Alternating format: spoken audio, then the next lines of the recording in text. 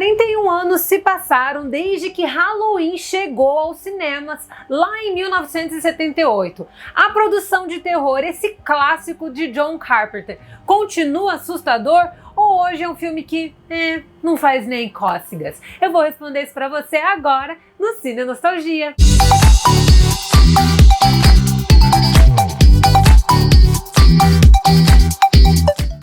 E aí galera, aqui é a Rafa Gomes do Flick Geek. Antes da gente falar de Halloween nessa semana, que é a semana mais aterrorizante do ano, eu preciso fazer um convite para você.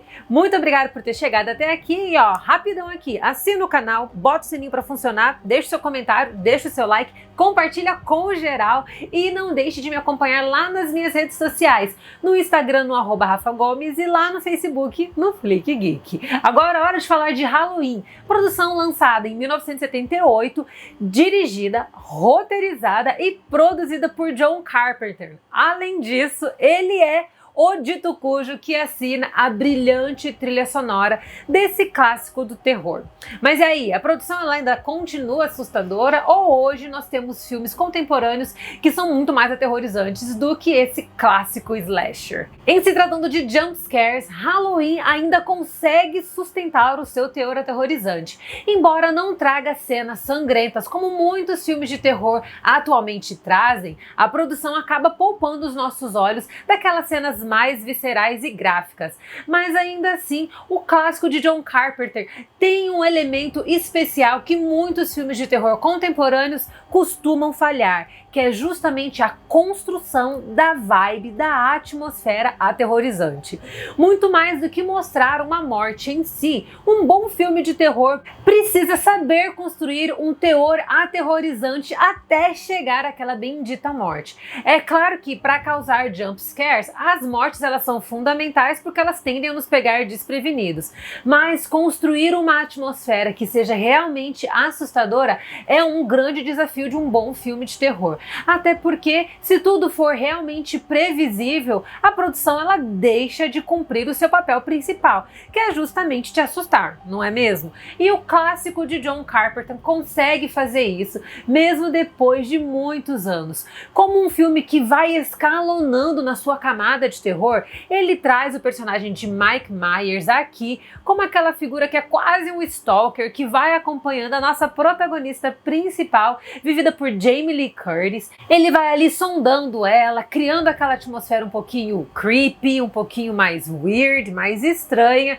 Só que o terror em si mesmo acontece quando a noite chega e, é claro, o sol se põe. Normalmente os filmes de terror costumam trazer sempre essa abordagem ao entardecer e aqui com Halloween não seria diferente. Mas o que a produção de John Carpenter faz é justamente fazer com que a atmosfera mais noturna e sombria seja o background ideal para que o terror se espalhe. E é claro, usando a noite de Halloween como o grande mote para que Mike Myers volte das cinzas e comece a aterrorizar depois da primeira e trágica morte que ele cometeu ainda quando ele era criança.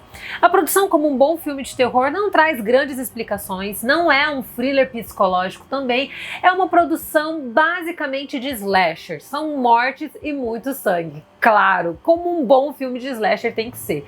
E a produção também foi fundamental não apenas para consolidar o gênero, principalmente nos anos 80, que foi quando ele ganhou ainda mais corpo com filmes como Sexta-feira 13, como também foi fundamental para gerar uma sucessão de produções que viriam entre os anos 90 e os anos 2000, que é outro período que nós temos o auge do gênero de terror em produções que exploram mais o público adolescente e também o público jovem, com filmes como Pânico, que é um clássico dos anos 90, e também com filmes como Eu Sei O Que Vocês Fizeram no Verão Passado, que foi lançado já para o final dos anos 90, caminhando para os anos 2000, mais precisamente em 1997. E o grande destaque de Halloween é justamente a forma como o roteiro acaba sendo muito bem aplicado com a ajuda da trilha sonora. O filme Halloween não possui trilha sonora adaptada, contando apenas com a trilha sonora original, e eu creio que aqui foi a escolha mais sábia que John Carpenter podia fazer para o filme,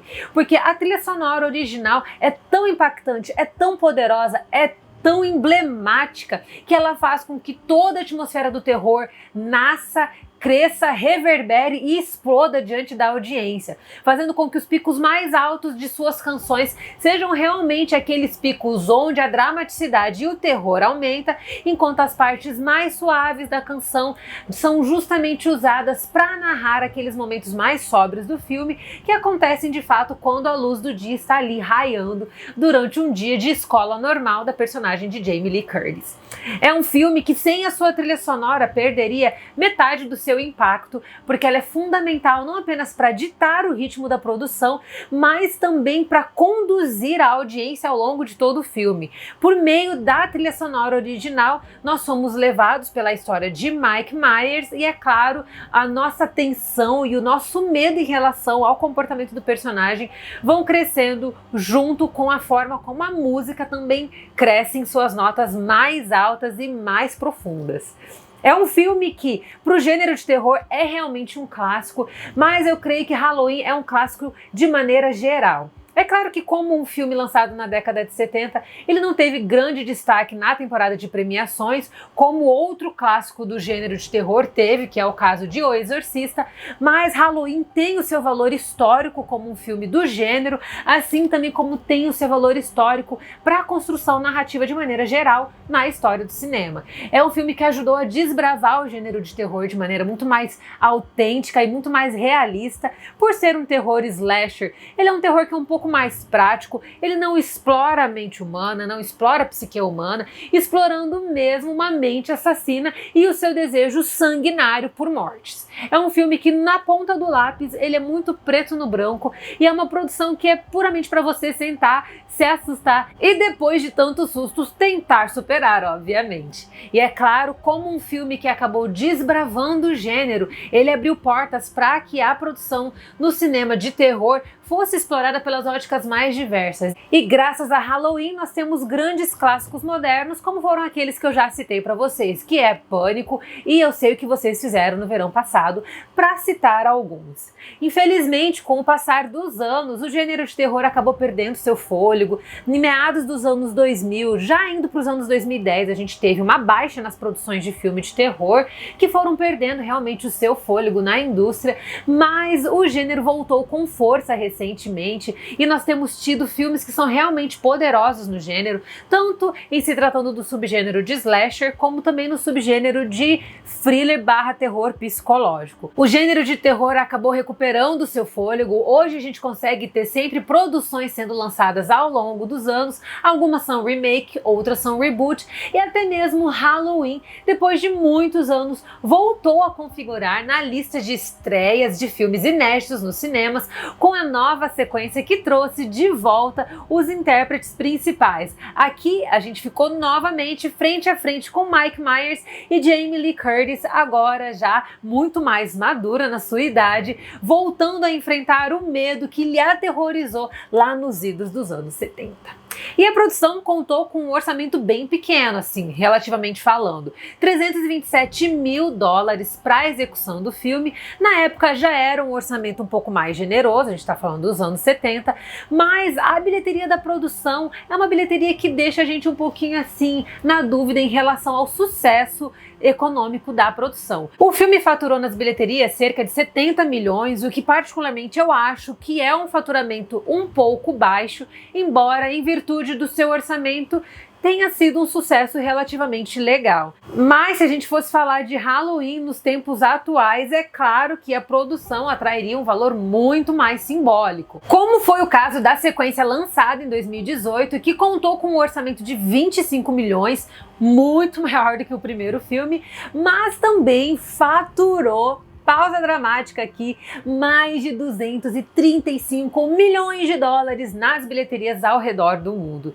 Com o histórico de Halloween que se consolidou com o passar dos anos e também o filme se tornando um clássico cult que é anualmente exibido durante o período de Halloween, a produção chegou em 2018 com uma reputação grandiosa. E por trazer Nick Castle, intérprete de Mike Myers, de volta ao lado de Jamie Lee Curtis, é claro que as expectativas seriam grandiosas e a produção fez um sucesso econômico muito bom, fazendo até com que uma sequência já fosse confirmada, como é o caso de Halloween Kills. É isso aí, pessoal, essa é minha análise de Halloween, clássico dos anos 70 que conseguiu se imortalizar e que anualmente faz parte da grade de programação dos especiais de Halloween. Eu sou a Rafa Gomes, não deixe de me seguir lá nas minhas redes sociais. Eu estou no Instagram, no @Rafa Gomes, e no Facebook, no Flick Geek. Um beijo pra vocês e cuidado aí pra não puxar seu pé no meio da noite, viu? Tchau, tchau!